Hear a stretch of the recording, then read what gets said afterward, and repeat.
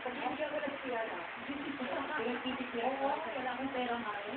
Okay, for 2 points. 2 points. Question number 29. Kung ang English ng puti ng itlog ay egg white, ano naman ang English ng pula ng itlog? Yes, Egg yolk. egg yolk Yes. ay correct. 1 point. Simple ang tanong. 2 points. Number 8. Yun. Oy. Ano? Mainit ang ating labanan. Umahabol si Angelica Cayciana. 1 step na lang at tayo na sila. Ang mananalo po ngayon, nais lang namin paalala sa inyo, ay babalik para i-defend ang kanyang trono. Okay? Ready. Ang ating defending champion ay babalik next week para sa panibagong laban. Yung bata, hindi ikaw. Ikaw ang tatayo. Yung bata, nag-aaral ka. Nag-aaral na sila, mayaman na sila. Ayaw na nila ulitin ito. Nakaka-nervous ito para sa kanila. Okay.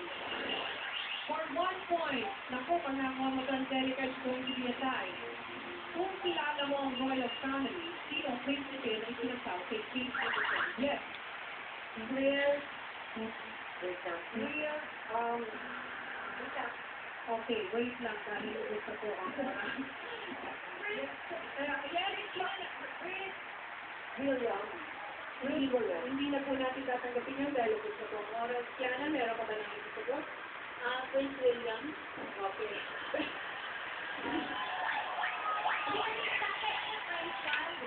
Sino? Oh, sinulang lang sa S, pero ako. Okay, hindi po namin tatanggapin yun dahil narinig po niya na ang sagot. Dahil naubos mo ng oras ni Tommy Char lang. Okay. Okay.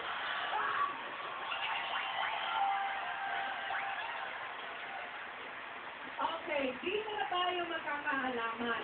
Ang ating